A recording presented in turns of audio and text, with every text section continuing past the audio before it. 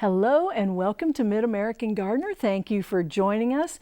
I'm Diane Nolan and I'm your host for today, and I am here with also three really talented experts in horticulture. My area is floral design and landscaping with perennials because I teach horticulture at the University of Illinois in those areas. So now let's listen to what our experts have for their expertise. We'll be going to the phone line soon and answering your live questions. And so let's see, kind of pay attention to what their expertise is. It'll make the show great. Now we're going to go first to you, Kent Miles. Take it away. Thanks, Diane. My name is Kent Miles. I'm the owner of Illinois Willows. We're a specialty cut flower grower in western Champaign County. I have experience in growing cut flowers, perennials, woody shrubs, and decorative branches. We got a question, email question from Carrie Ann with regards to lilac bushes. I have a 20 plus year old lilac bushes, and many of them barely flower anymore. Haven't been pruned much over the years. Do I prune them now or let the suckers take over or plant a new one? Is there any chance at this point to bring them back to their former flowering ways? Lilacs, for this time of year, in July, they normally flower in May. So at this time of year, you can cut off the spent blossoms, which right now have formed seed capsules. You want to go ahead and cut any of those off that you do see.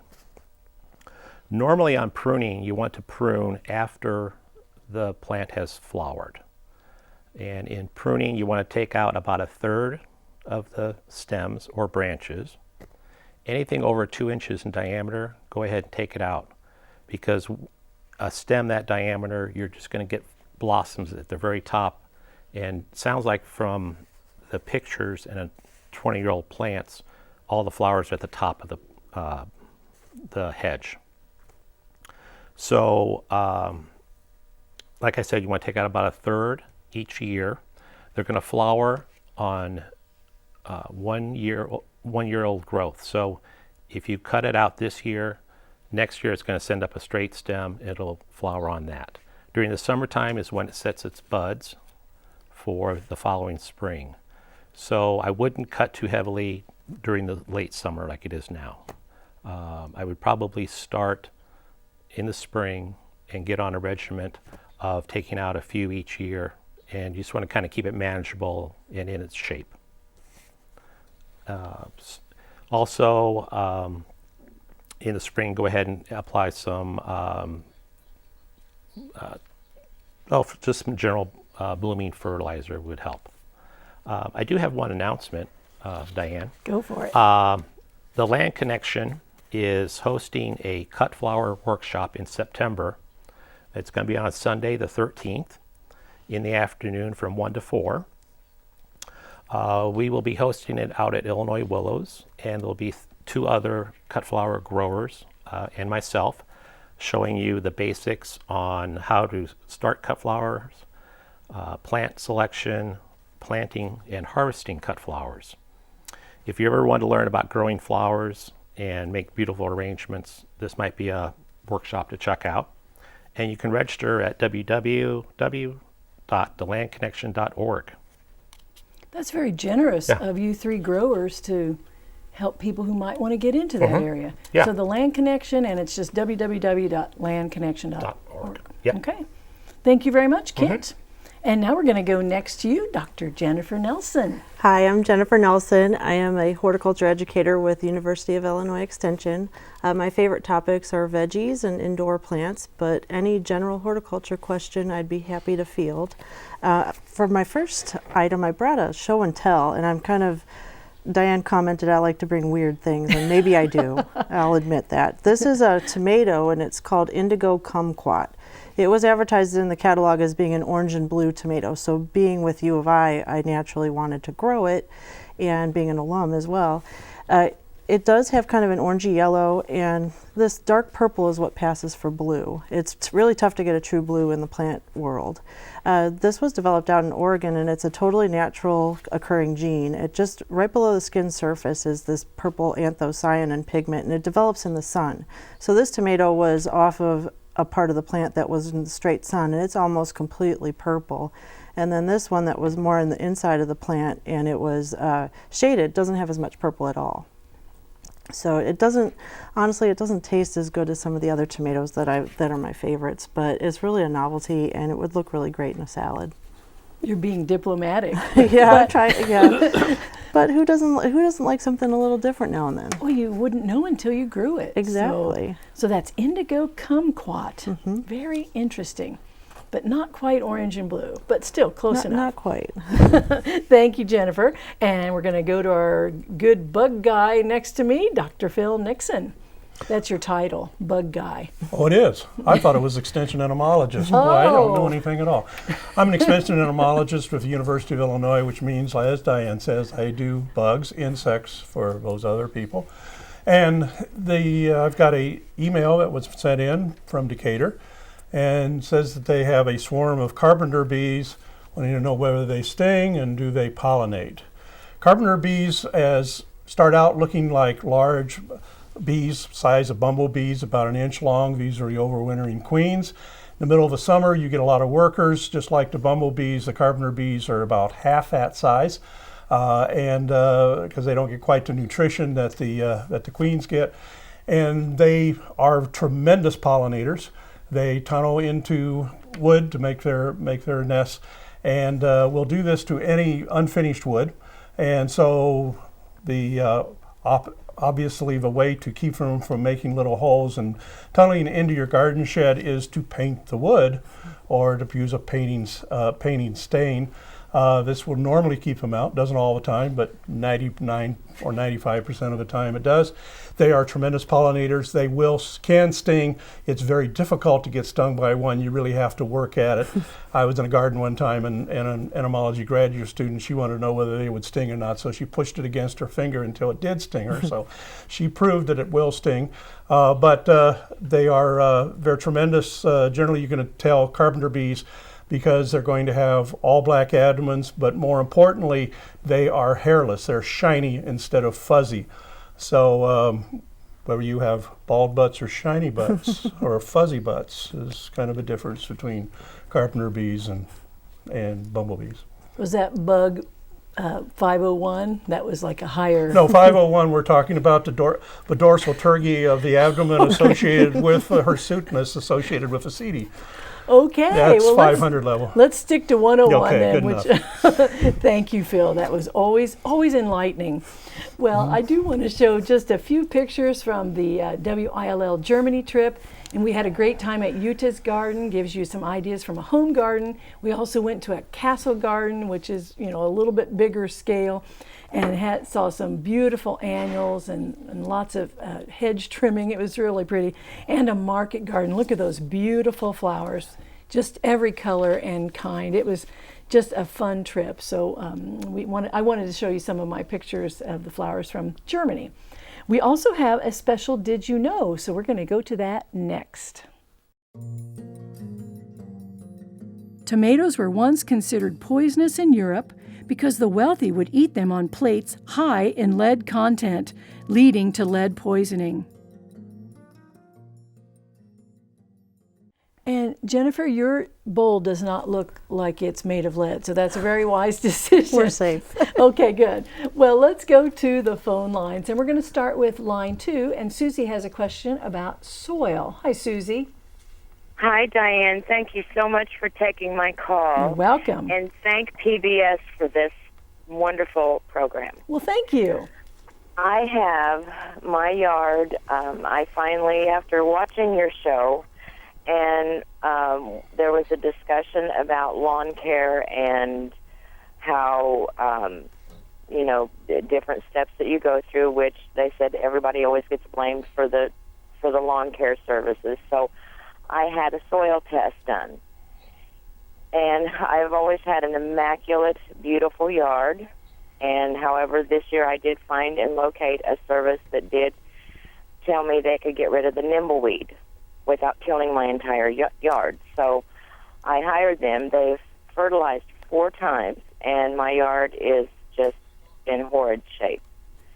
It has a fungus, and then I was reading about the nitrogen levels that could cause that, and different over-fertilizing can cause that. So I had a soil test done. Every preliminary test has come back so ungodly high that it's off the charts. And what I was really wondering is, can over-fertilization actually change the pH also of your soil? Okay. I'm looking at Jennifer, maybe Phil, I don't know.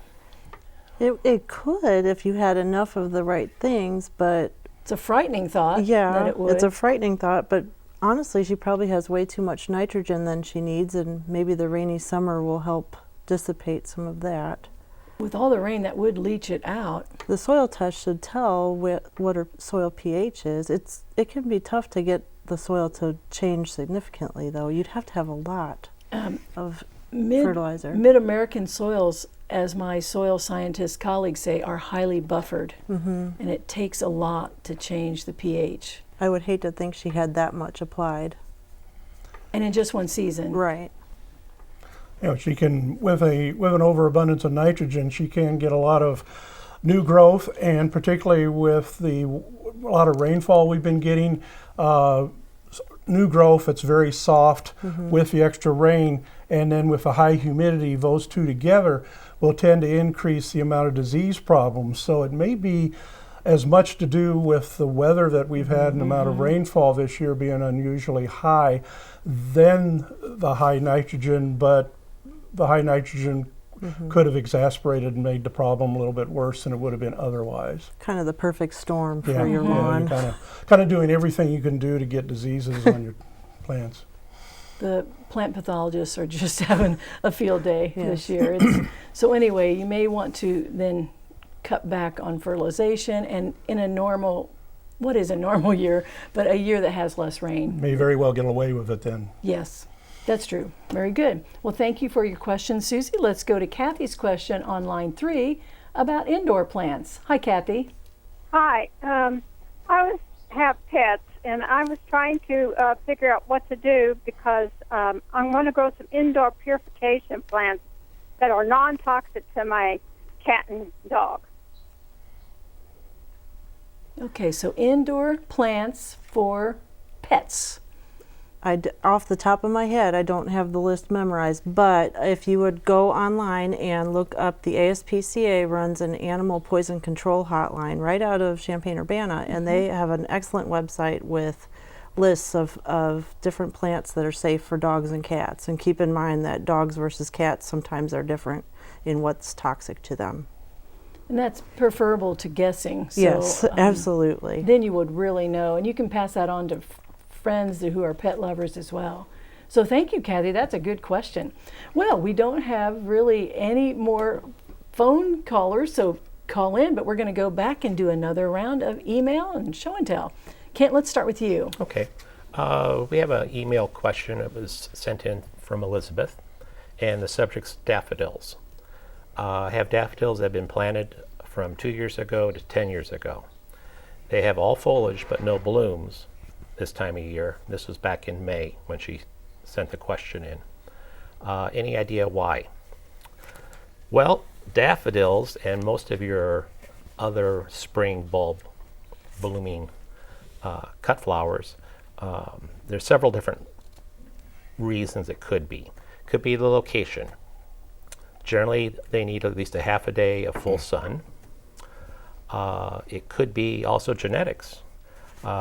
This one I had to do a little reading on, which was interesting. Post-World War II daffodil bulbs that were bred,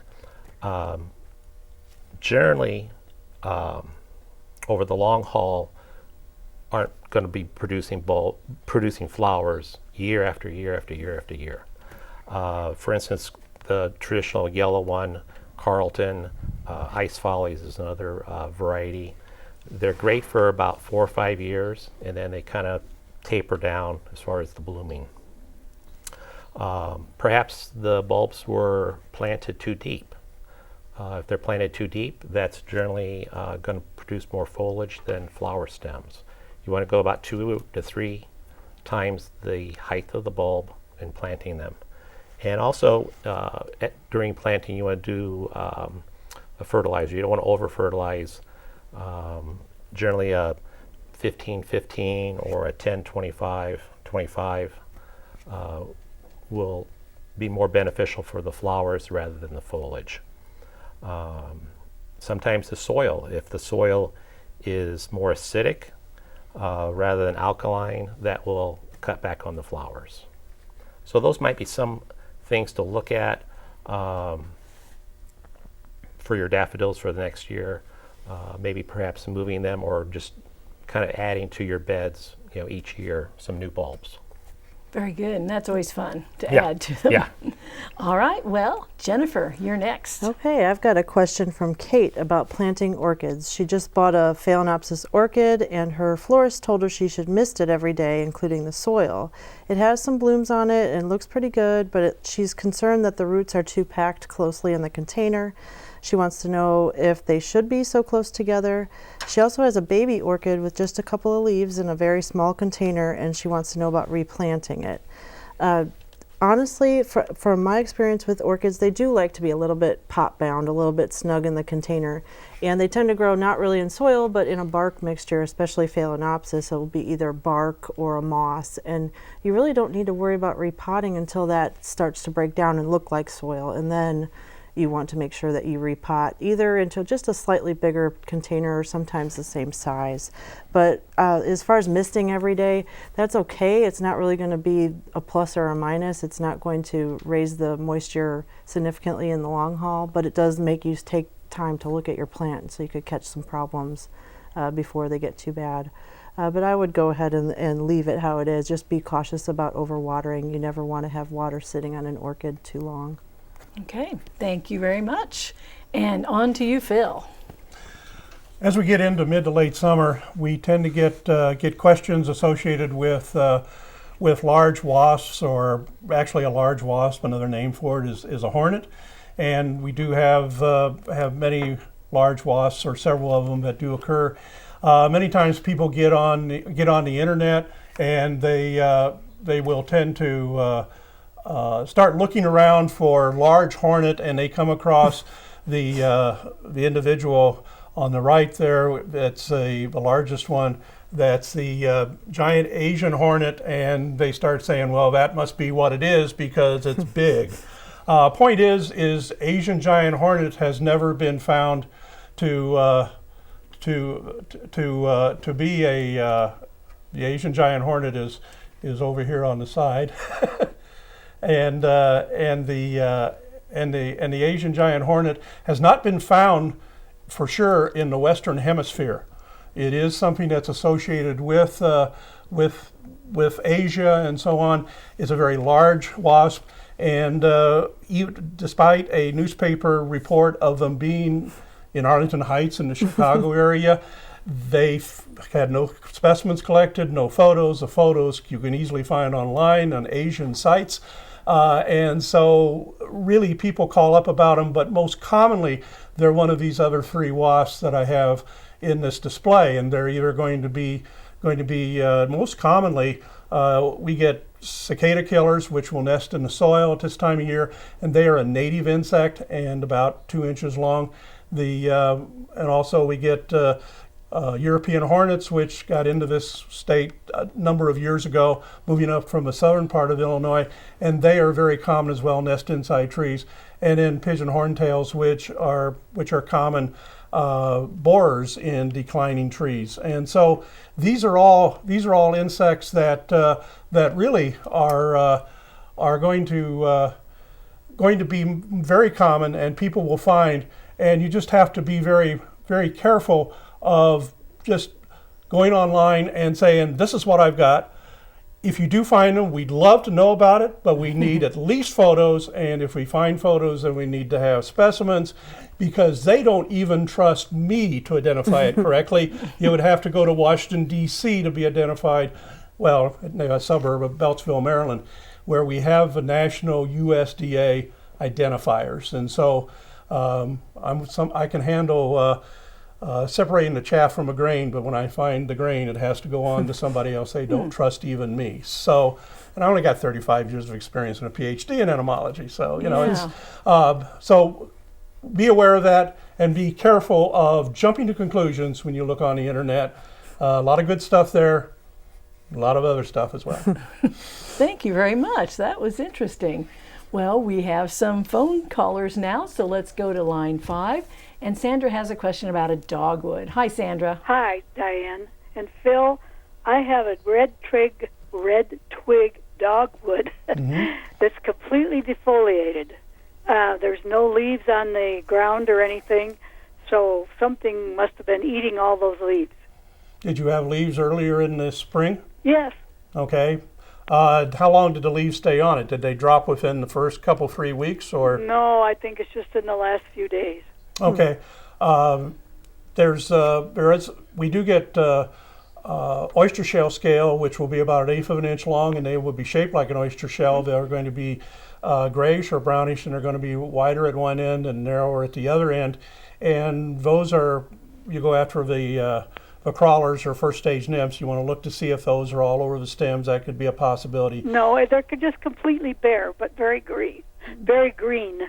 The other thing is that there is an anthracnose, I believe, that can be a problem. And I don't know if Jennifer can talk to that. Yeah. I really can't. Our dogwood bushes at home are pretty well defoliated, and they just seem to not like the wet weather that we've had at all. But I have Anthracnose in wet weather. That it doesn't mix very well. I have leaves on the ground though. I don't have the leaves haven't mysteriously disappeared. So. So possibly anthracnose. Yeah, the only bug that's going to eat the leaves is a sawfly larva, and they're pretty hard to miss because they're an inch or more long, and they're covered with white fuzz. It looks like somebody went out and put packing peanuts on your leaves And the in only miniature. So they're pretty obvious if you've got dogfoot sawfly. That's about the only defoliating insect we have. the only thing I know that eats my red twig dogwood would be deer.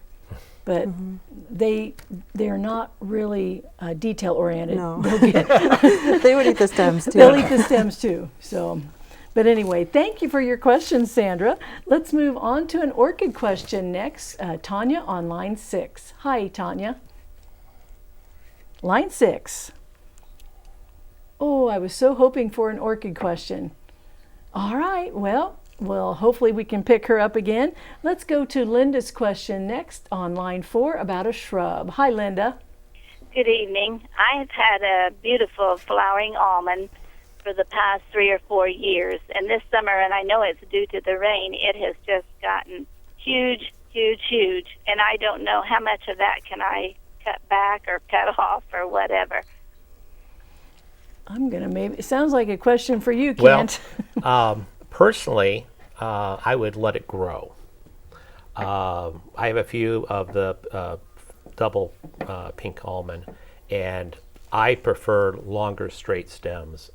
And you can cut those in the early spring and bring them in the home, and they'll just be loaded with flowers for a week to 10 days. So I would leave them. But if it's getting unmanageable and unruly, go ahead and just take out, if, for instance, if it's like a 6-foot stem, you can go ahead and take out a foot or so. Okay. Cut it right above where a leaf joins the stem.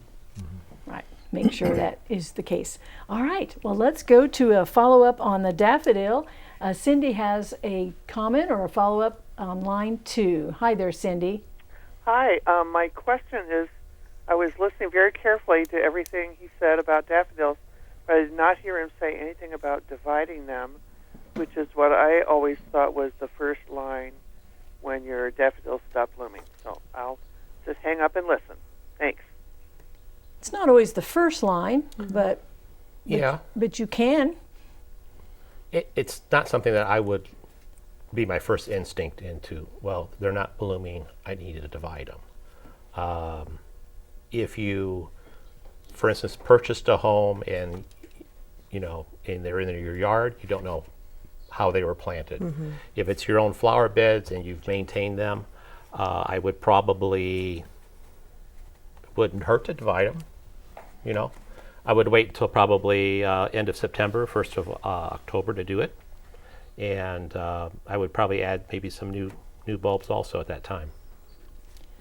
So any of those could work. I know too, sometimes when they don't bloom, people mow them off too quick.